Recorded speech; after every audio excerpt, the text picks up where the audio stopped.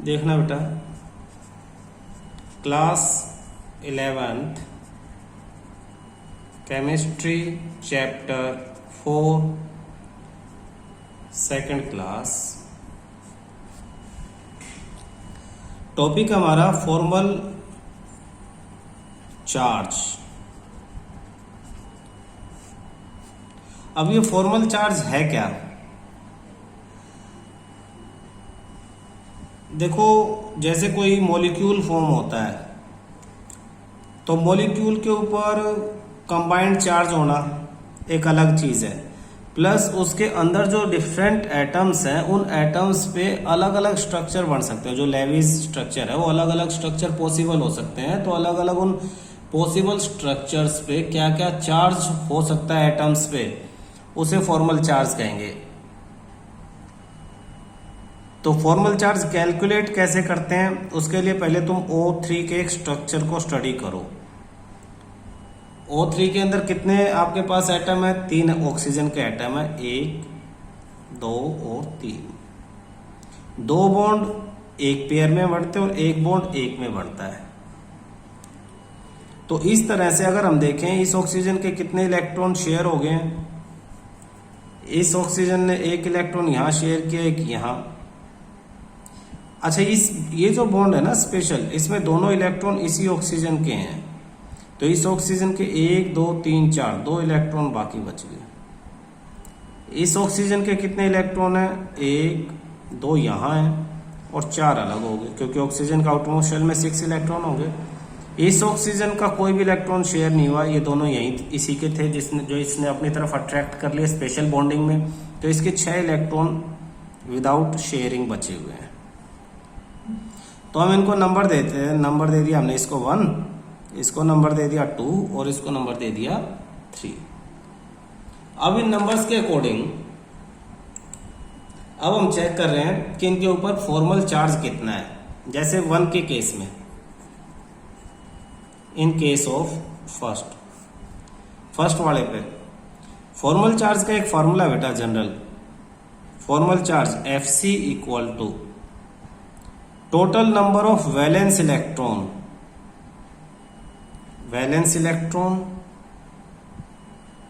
Minus total number of non bonding electron, non bonding electrons minus half of total number of, ये है total number of non bonding, ये valence electron, total number of valence electron in the free atom minus half of total number of bonding electrons,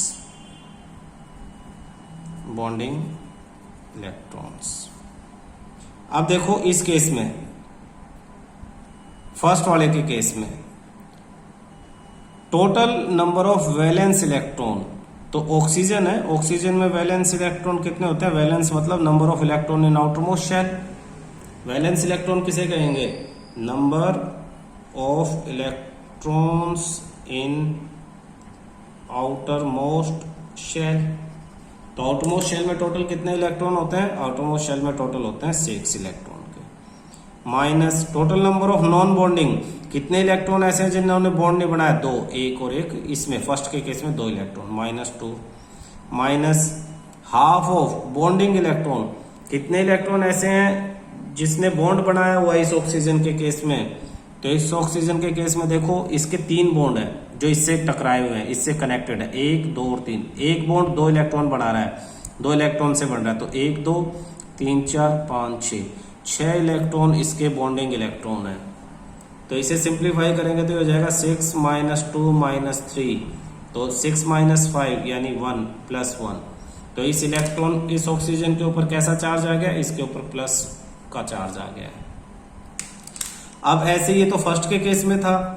अब second के case में, second वाले oxygen के ऊपर हम आपका फॉर्मल चार्ज फाइंड आउट कर रहे हैं। तो second case, in case of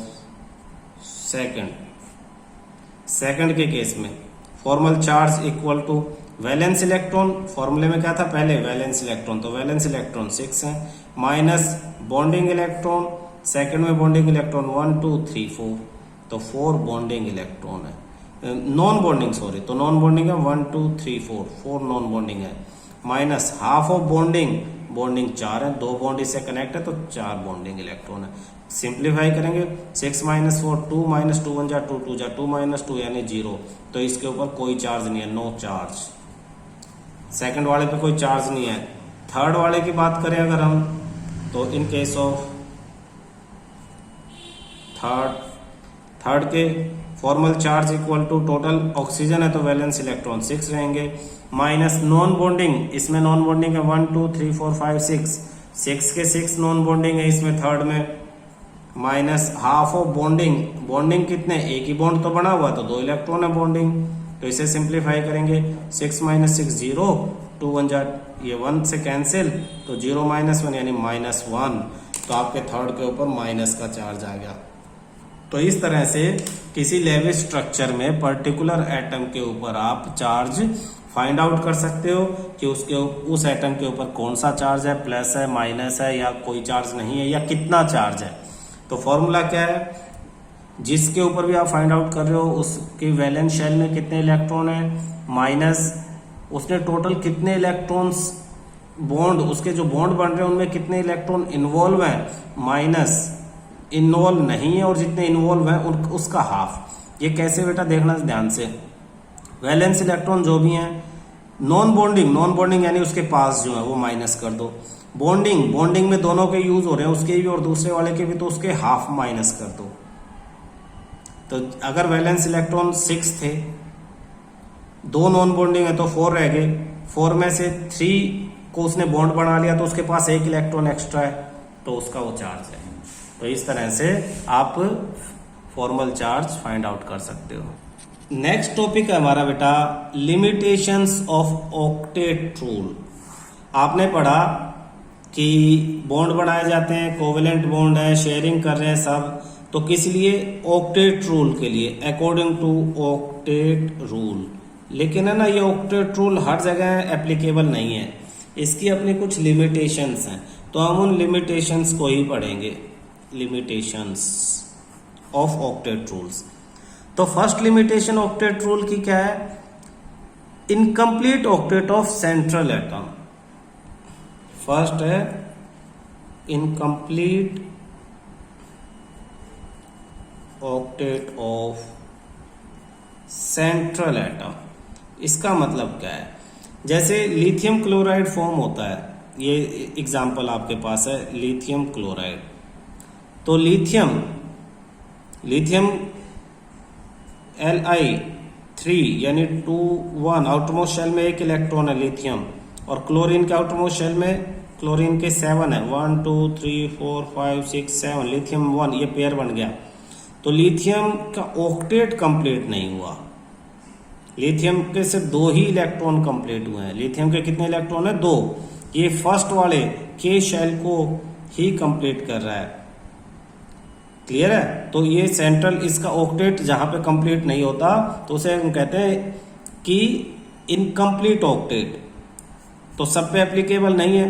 दूसरा एग्जांपल है BeH2, अब BeH2 में भी सेम कंडीशन है, बेरिलियम 4 यानी 2 और 2, तो इसके पास 2 इलेक्ट्रॉन है और एक हाइड्रोजन इधर और एक हाइड्रोजन इधर, तो इसके भी 8 कंप्लीट नहीं हुए।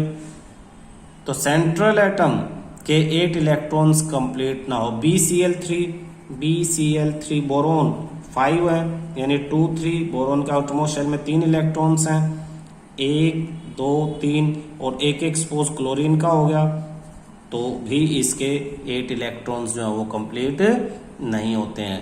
तो incomplete octet of central atom, ये फर्स्ट आपकी लिमिटेशन है ऑक्टेट रूल की। सेकंड लिमिटेशन है ओड इलेक्ट्रॉन मॉलिक्यूल्स, सेकंड को हम कहेंगे ओड इलेक्ट्रॉन मॉलिक्यूल्स। इसका क्या मतलब है, in the molecule with an odd number of electron, अगर एक मॉलिक्यूल है जिसमें ओड नंबर है इलेक्ट्रॉन्स के, जैसे nitric oxide NO, and nitrogen oxide NO2। ये दोनों एग्जाम्पल पढ़ो, NO एंड NO2। इसमें क्या है, नाइट्रोजन 7 2 5, इसका आउटरमोस्ट शेल में कितने हैं 5 हैं। तो इसमें भी ऑक्टेट रूल सेटिस्फाई नहीं होता। ये दो तो ऑक्सीजन के साथ शेयर करेंगे, ऑक्सीजन 1 2 3 4 5 6 दो से ये शेयरिंग होगी और बाकी 3 ये हो गया। तो अब क्या है कि नाइट्रोजन का ऑक्टेट कंप्लीट नहीं हुआ, 1 2 3 4 5 6 और 7 ओड इलेक्ट्रॉन्स रह गए हैं, 7 इलेक्ट्रॉन्स आउटरमोस्ट शेल में रह गए हैं। NO2 को इसी तरह से देखो, NO2 मैं यहां शो करता हूं, NO2। तो इसका जो स्ट्रक्चर है वो इस तरह से होगा, N ये डबल बॉन्ड बनाएगा एक ऑक्सीजन के साथ, सिंगल बॉन्ड बनाएगा दूसरे ऑक्सीजन के साथ। अब नाइट्रोजन के टोटल आउटरमोस्ट शेल में कितने इलेक्ट्रॉन है, 5 इलेक्ट्रॉन्स होने चाहिए। नाइट्रोजन के कितने होने चाहिए 5, इसके 6 और इसके भी 6। तो इसके जो 6 इलेक्ट्रॉन्स हैं उसमें से 2 तो शेयर बॉन्ड नहीं बना रहे हैं, 2 इसके साथ बॉन्ड बना रहे हैं। नाइट्रोजन के कितने इलेक्ट्रॉन बॉन्ड बना रहे हैं देखना, 1 2 और 1 इलेक्ट्रॉन सिर्फ इसका बॉन्ड नहीं बना रहा है। ऑक्सीजन ने क्या किया, इस एक ऑक्सीजन का एटम नाइट्रोजन के 2 इलेक्ट्रॉन को अपने पास अट्रैक्ट कर लेता है। तो अब नाइट्रोजन के पास 1 2 3 4 5 6 ऑक्टेट कंप्लीट करने के लिए 1 इलेक्ट्रॉन को अपनी तरफ अट्रैक्ट कर लेगा। तो ये बॉन्ड दोनों ही नाइट्रोजन के एटम से बना है। तो नाइट्रोजन के दोनों एटम से बना, नाइट्रोजन का 1 इलेक्ट्रॉन से बना, नाइट्रोजन का 1 इलेक्ट्रॉन इससे थोड़ा सा दूर चला गया तो इसके ऊपर पॉजिटिव चार्ज आ गया, और 1 इलेक्ट्रॉन इसने एक्स्ट्रा अपनी तरफ अट्रैक्ट किया तो इसके ऊपर नेगेटिव चार्ज आ गया। तो यहां भी जो नाइट्रोजन है central atom, odd electron molecules, odd numbers हैं, ओड नंबर होने की वजह से ऑक्टेट उसका कंप्लीट नहीं हुआ है। थर्ड हमारा expanded octet, elements in and beyond the third period of periodic table, third period के बाद, apart from 3s and 3p, orbitals जो 3d orbitals also available for bonding. अब पहले तो हमारे सिर्फ ऑक्टेट जो p वाला था, s वाले थे, वही बॉन्डिंग के लिए अवेलेबल थे, लेकिन अब 3d भी बॉन्डिंग के लिए अवेलेबल है। कौन से में, बड़े एटम्स में जिनका एटॉमिक नंबर ज्यादा है, यानी थर्ड पीरियड के बाद वालों में। In a number of compounds of these elements, there are more than 8 valence electron. अब उनमें क्या है कि 8 से भी ज्यादा वैलेंस इलेक्ट्रॉन है। जहां तक 8 तक की बात थी तो ऑक्टेट कंप्लीट होते थे, लेकिन जैसे 8 से कम वालों में थे, फर्स्ट पीरियड वालों में थे, वैसे ही थर्ड पीरियड के बाद वालों में 8 से ज्यादा वैलेंस इलेक्ट्रॉन्स हैं सेंटर एटम के चारों तरफ। This is termed as the expanded octet, और इसी को हम एक्सपेंडेड ऑक्टेट कहते हैं। यानी अब ऑक्टेट बड़ा हो गया, अब ऑक्टेट से ज्यादा, ऑक्टेट मतलब 8 इलेक्ट्रॉन, अब 8 इलेक्ट्रॉन से ज्यादा वैलेंस हो गए, 9 हो गए, 10 हो गए, 11 12 हो गए। Obviously the octet rule does not apply in such cases. तो इस तरह के केसेस में अब ऑक्टेट रूल अप्लाई होगा ही नहीं, क्योंकि वैलेंस इलेक्ट्रॉन ही ऑक्टेट से ज्यादा है। Some of the example of such compounds are PF5, SF6, H2SO4 and a number of coordination compounds. अब इसमें देखो, इसमें जब हम इनके काउंट करेंगे तो ऑक्टेट से ज्यादा 1 2 3 4 5, P के पास 5 बॉन्ड है, तो 5 बॉन्ड, एक बॉन्ड पे 2 इलेक्ट्रॉन है, तो टोटल 10 इलेक्ट्रॉन इसके शेयर हुए हैं, शेयरिंग इलेक्ट्रॉन्स। तो यहाँ पे ये ऑक्टेट्स को क्या है, क्रॉस कर गए, ये एक्सपेंडेड ऑक्टेट हो गया। 1 2 3 4 5 6 बॉन्ड है, SF6, तो 6 2 12 इलेक्ट्रॉन्स जो है वो इसके सर्कल में आ जाएंगे। तो यहाँ भी ये ऑक्टेट को एक्सपेंड कर दिया। H2SO4 में S, सेंट्रल एटम S को देखो, 1 2 3 4 5 6, यहाँ भी 6 बॉन्ड है, तो 6 2 12 इलेक्ट्रॉन्स इसके पास हैं। क्लियर है? तो थर्ड पॉइंट जो हमारा था वो एक्सपेंडेड ऑक्टेट का था, जो अभी हमने एक्सप्लेन किया। फोर्थ पॉइंट में कुछ अदर ड्रॉबैक्स आ जाती हैं, तो अब ये लिमिटेशंस के साथ साथ ड्रॉबैक्स भी हैं। Some drawbacks of the octet theory. It is clear that octet rule is based upon the chemical inertness of noble gases. अच्छा, ऑक्टेट रूल को ध्यान से समझना कि ऑक्टेट रूल हमने शुरू में पढ़ा क्या था, उसकी स्टेटमेंट भी अगर आपकी याद होगी, to achieve the electronic configuration of inert gases. ऐसी स्टेटमेंट थी ना कि इनर्ट गैसेस की कॉन्फ़िगरेशन को अचीव करने के लिए ऑक्टेट बनाया जाता है। इनर्ट गैसेस वो गैसेस होती है जिनके पास अपना सब कुछ कंप्लीट भरा हुआ है, आउटर मोस्ट शेल कंप्लीट है, इन्हें किसी की जरूरत नहीं है, नॉन रिएक्टिव गैसेस है, नॉन रिएक्टिव। कोई रिएक्टिव क्यों होती है? क्योंकि वो स्टेबल नहीं है, तो ये नॉन रिएक्टिव गैस को स्टेबल मानते हैं। स्टेबल इसलिए सारे एटम, सब एलिमेंट के एटम वो भी स्टेबल होना चाहते हैं, नॉन रिएक्टिव होना चाहते हैं कि उन्हें किसी और की ज़रूरत ना पड़े, और इसी तरह से इनके कॉन्फ़िगरेशन को अचीव करने के लिए ये सब होता है। इसको तुम मान सकते हो कि तुमने किसी को देखा अपनी लाइफ में, किसी पर्टिकुलर इंसान को देखा कि भाई वो बहुत सक्सेसफुल है, बहुत खुश है अपनी लाइफ में, ये खुश हो रहा है बड़ा। अब तुमने सोचा कि इसकी जैसी सी लाइफ होनी चाहिए, तुम उस जैसी लाइफ के लिए बड़ी मेहनत करते हो उस जैसे, और बीच में ही तुम्हें अचानक पता लगता है ये तो खुद बड़ा दुखी है, तो यानी तुम्हारे लिए तो ये ड्रॉबैक होगी, तुमने जो इतनी मेहनत की। सेम यहीं पे है, जितने एलिमेंट थे वो सब एलिमेंट ऑक्टेट रूल फॉलो करते हैं ताकि वो इनर्ट गैसेस के कॉन्फ़िगरेशन को अचीव कर सकें, लेकिन पता लगता है कि कुछ सम नोबल गैसेस, कुछ इनर्ट गैसेस जैसे जिनोन और क्रिप्टन, जिनोन और क्रिप्टन, जेट और केआर, ये इनर्ट गैसेस तो हैं, लेकिन इनके खुद के बड़े कंपाउंड हैं, ये खुद ही स्टेबल नहीं है, ये अनस्टेबल इन द सेंस ये भी कंपाउंड फॉर्म कर रही हैं, ये भी रिएक्टिव हैं। तो एग्जांपल के लिए आप याद कर सकते हो HCF2, KrF2 और HCOF2 एटसेट्रा, मतलब ये कंपाउंड बना रहे हैं, नोबल गैसेस भी कंपाउंड बना रहे हैं। तो इससे क्या हुआ कि जो नोबल गैसेस अचीव करने की, जो कॉन्फ़िगरेशन अचीव करने का जो मेन एम था, जो सोच के ये ऑक्टेट रूल को डिज़ाइन किया था, बनाया था, बताया गया था, वो यहाँ पे थोड़ा सा ये फेल हो जाता है। सेकंड है, this theory does not account for the shape of molecule. Octet जो रूल है, इसमें ऑक्टेट जो थ्योरी है, इस थ्योरी में आपको शेयरिंग तो बता दी, शेयरिंग हो रही है, सब चीज हो रही है, लेकिन एक्चुअल जो शेप है, शेप मॉलिक्यूल की, वो एक्चुअल शेप इसमें जो है वो पता नहीं लग पा रही है।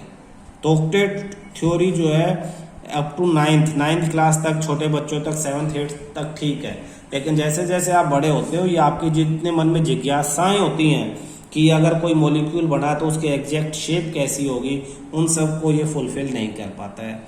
और थर्ड, तो एक तो हो गया आपका एक्चुअल, ये फर्स्ट वाला जिनोन वाला, और सेकंड ये हो गया शेप मॉलिक्यूल की एक्सप्लेन नहीं कर पाता, और थर्ड आपका जो पॉइंट है वो है does not explain the relative stability of the molecule being totally silent about the energy of molecule, यानी उसकी स्टेबिलिटी को भी, रिलेटिव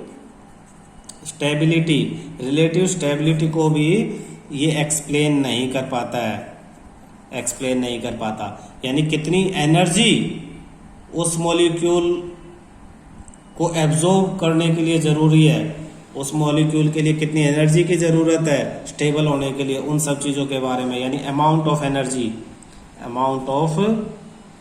एनर्जी इन्वॉल्व, इन सब चीजों के बारे में भी इसके पास कोई एक्सप्लेनेशन नहीं है। अच्छा, ये कमियां हमें इसमें क्यों लगी? क्योंकि इसके बाद हमने नई चीजें ढूंढी जो इन चीजों का जवाब दे सकती हैं, वो शेप के बारे में बता सकती हैं, वो अमाउंट ऑफ एनर्जी जो है इन्वॉल्व उसके बारे में बता सकती हैं, ठीक है ना। तो जो दूसरी थ्योरी हमने बाद में समझी हैं, तो उनको देखते हुए हमें ऑक्टेट रूल में ये सब ड्रॉबैक्स जो है वो दिखाई दी। अगला टॉपिक है हमारा आयोनिक और इलेक्ट्रोवैलेंट बॉन्ड। कोवेलेंट बॉन्ड के बारे में पढ़ रहे थे, ऑक्टेट रूल पढ़ा, तो अब आयोनिक और इलेक्ट्रोवैलेंट बॉन्ड। अच्छी तरह पता है, आयोनिक बॉन्ड में एक इलेक्ट्रॉन को लूज करेगा और दूसरा गेन करेगा, एन ने एक इलेक्ट्रॉन को दे देगा और क्लोरीन उस इलेक्ट्रॉन को ले लेगा, इसके ऊपर प्लस चार्ज आएगा, इसके ऊपर माइनस, और ये बनेगा Na+Cl नेगेटिव। Electrovalent bond. तो इसमें इलेक्ट्रॉन लूज हुआ और इलेक्ट्रॉन गेन हुआ, इन सब में इन्वॉल्व क्या हुआ, आयंस बने हैं। तो जब आयन बनते हैं यानी Na से Na आयन बना और एक इलेक्ट्रॉन अलग हुआ तो एनर्जी इन्वॉल्व हुई ना, तो इसको कहते हैं आयोनाइजेशन एंथैल्पी।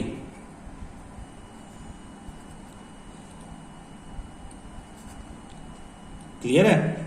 और जो क्लोरीन ने एक इलेक्ट्रॉन ले लिया और वो क्लोरीन आयन बना तो इसे कहेंगे electron gain enthalpy. Electron gain enthalpy, electron gain enthalpy. अब ये होता क्या है, energy change.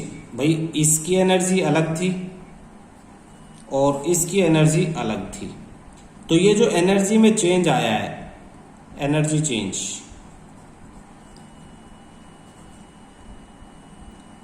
when a gas phase atom in its ground state gain an electron, energy change condition बता रहा है कि ये एटम था, क्या था ये एटम, किस फॉर्म में, गैस फॉर्म में, ये चेंज हो रहा है किस में, आयंस में। तो energy change when A gas phase atom in its ground state gain an electron, electron gain किया इसने, gain an electron, the electron gain process में बी एक्सोथर्मिक और एंडोथर्मिक। तो इस टाइम में जो एनर्जी चेंज है इसी को इलेक्ट्रॉन गेन एंथैल्पी कहते हैं। तो इलेक्ट्रॉन गेन एंथैल्पी की डेफिनेशन होगी आपके पेज नंबर 102 पे ये लिखी हुई है लास्ट में, यहां से समझने की कोशिश करना। It is the energy change when A gas phase atom on it's ground state gain an electron. अब चेंज पॉजिटिव भी हो सकता है, ये चेंज दो तरह का है, ये चेंज पॉजिटिव हो सकता है और नेगेटिव। पॉजिटिव मतलब ये एनर्जी गेन कर सकता है, gain energy, gain energy, energy gain करके बढ़ जाए, या लॉस एनर्जी। एनर्जी गेन करेगा तो एंडोथर्मिक हो गया और एनर्जी लॉस करेगा तो एक्सोथर्मिक। तो ये प्रोसेस एंडोथर्मिक भी हो सकता है, एंडोथर्मिक, और ये प्रोसेस एक्सोथर्मिक भी हो सकता है। यानी इलेक्ट्रॉन जब वो एक्सेप्ट करेगा तो हो सकता है कि इसके लिए ये एनर्जी एब्जॉर्ब कर ले और इसकी एनर्जी ज़्यादा हो, या हो सकता है हम इसे एनर्जी दें तब ये इलेक्ट्रॉन एक्सेप्ट करे और अब एनर्जी बढ़ गई है, और लूज करेगा तो फाइनल वाले की एनर्जी कम हो जाएगी। तो एनर्जी लॉस करेगा, एक्सोथर्मिक है तो नेगेटिव, यानी इससे कम एनर्जी इसमें है। तो ये कंडीशंस हो सकती हैं किसमें, इलेक्ट्रॉन गेन एंथैल्पी के केस में। Ionization on the other end, दूसरी तरफ जो ऊपर हम आयनाइजेशन की बात कर रहे हैं, ionization is always endothermic. Ionization is always endothermic.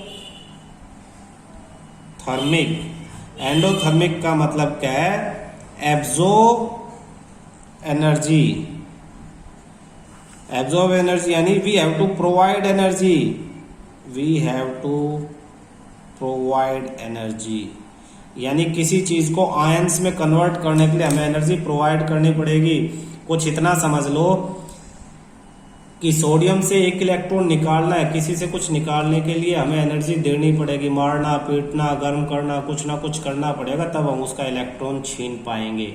हाँ, देने के लिए क्या पता हमें कुछ देना पड़े या उससे कुछ लेना पड़े, ये दोनों हो सकते हैं।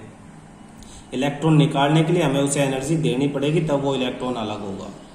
तो आयनाइजेशन हमेशा एंडोथर्मिक है, एनर्जी एब्जॉर्ब करेगा, हमें उसको एनर्जी प्रोवाइड करनी पड़ेगी। क्लियर है।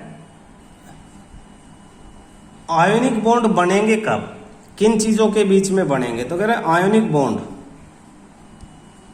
Ionic bonds be formed more easily, आराम से कब बनेंगे, between elements with comparatively low ionization enthalpy.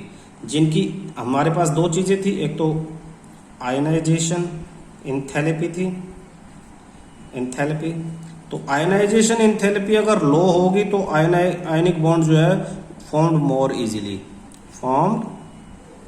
Easily वो आराम से बढ़ जाएंगे। क्यों? क्योंकि हमें कम एनर्जी देनी पड़ेगी। लो आयनाइजेशन एंथैल्पी का मतलब है हमें आयंस में कन्वर्ट करने के लिए कम एनर्जी देनी पड़ेगी। थोड़े से एनर्जी मिलते ही एटम जो है आयन में कन्वर्ट हो जाएगा और ऐसे एटम आराम से आयनिक बॉन्ड बना लेंगे। क्लियर है? Low ionization enthalpies and element with comparatively high negative value of electron gain enthalpy, और कह रहा है उनमें ये खासियत भी होनी चाहिए and high negative value of electron gain enthalpy. तो आयनाइजेशन एंथैल्पी के लिए तो कौन सा? पॉजिटिव वाला, जो पॉजिटिव आयन होगा कि वो आराम से एनर्जी लेते ही पॉजिटिव आयंस में कन्वर्ट हो जाएगी लो। और high negative value of electron gain enthalpy, electron gain जो दूसरा नेगेटिव वाला आयन है उसकी नेगेटिव वैल्यू इतनी ज्यादा हो अट्रैक्टिव कि वो इलेक्ट्रॉन को आराम से अट्रैक्ट कर ले, हाई नेगेटिव वैल्यू, ताकि वो इलेक्ट्रॉन को आराम से अट्रैक्ट कर ले। और एनर्जी जो है वो एक्सोथर्मिक, नेगेटिव वैल्यू कब होगी? जब एनर्जी एक्सोथर्मिक रिलीज करेगा, यानी उसके पास एनर्जी इतनी ज्यादा हो कि इलेक्ट्रॉन मिलते ही वो एनर्जी रिलीज करे और इलेक्ट्रॉन को एक्सेप्ट करके नेगेटिव आयन में कन्वर्ट कर ले, तो ये आराम से positive negative ion ionic bond बना पाएंगे। तो आयनिक बॉन्ड इजीली कब फॉर्म होगा? पूछ सकते हैं। आयनाइजेशन एंथैल्पी जो है लो हो और high negative value electron gain enthalpy होनी चाहिए, यानी इलेक्ट्रॉन गेन एंथैल्पी जो है वो ज्यादा होनी चाहिए। तो एक कम होनी चाहिए और एक ज्यादा। कम कौन सी? पॉजिटिव वाले की, और ज्यादा कौन सी? नेगेटिव वाले की। ये हैं क्या क्या? आयनाइजेशन एंथैल्पी और नेगेटिव इलेक्ट्रॉन गेन एंथैल्पी, जो अभी अभी हमने ऊपर डिस्कस की। तो आयनिक बॉन्ड फॉर्मेशन के लिए ये कंडीशंस बताई जा रही हैं। अगला टॉपिक है बेटा हमारा लैटिस एंथैल्पी। देखो एंथैल्पी का मतलब तो तुम्हें समझ में आ गया कहीं ना कहीं, ये एनर्जी है। या तो एनर्जी यूज्ड हो रही है या जनरेट हो रही है। जनरेट वो अलग अलग कंडीशन है, लेकिन ये एनर्जी है। लैटिस का मतलब क्या है? लैटिस का मतलब होता है एक तरह से structure, 3D structure, 3 dimensional structure. 3 dimensional structure कैसे? जैसे आपने ये ऐसे देखा होगा, ये इसमें ये एक लैटिस फॉर्म कर रहे हैं, और ये लैटिस अगर और बढ़ा दें आगे, कोई भी जब सॉलिड होता है सॉलिड, तो उसमें एटम्स इस तरह से आपस में एक दूसरे से लिंक्ड कनेक्टेड होते हैं। तो इस तरह के लिंक और ये जो स्ट्रक्चर है इसे लैटिस कहेंगे। तो लैटिस एंथैल्पी से हम क्या मानेंगे? The lattice enthalpy of an ionic solid is defined as energy required, है क्या ये? Energy required to completely separate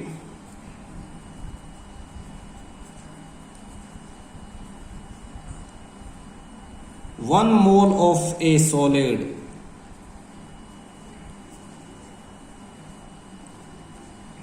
ionic compound into gaseous constituent। मतलब समझ लो कि अगर NaCl नमक होता है हमारा, NaCl का लैटिस है 1 मोल जो आयंस हैं उनका जो लैटिस है ये सॉलिड फॉर्म में है, और इसको ब्रेक करके Na अलग कर दें हम पॉजिटिव गैसियस फॉर्म में, और क्लोरीन नेगेटिव अलग कर दे गैसियस फॉर्म में। तो इन्हें अलग अलग करने के लिए जिस एनर्जी की जरूरत पड़ेगी उस एनर्जी को लैटिस एंथैल्पी कहेंगे। Energy required to completely separate 1 mole of solid ionic compound into gaseous constituents. Solid को गैसेस में सेपरेट करने के लिए जितनी एनर्जी की जरूरत पड़ेगी, कितने सॉलिड को? 1 मोल को। ये 1 मोल है, अगर ये 1 मोल है तो ये भी क्या होगा? 1 मोल, और ये भी क्या होंगे? 1 मोल। यानी 1 मोल NaCl में से 1 मोल सोडियम और 1 मोल क्लोरीन को सेपरेट कर दिया और दोनों को गैसेस फॉर्म में तक लेके आने में जितनी एनर्जी की जरूरत पड़ेगी वही हमारी है लैटिस एंथैल्पी।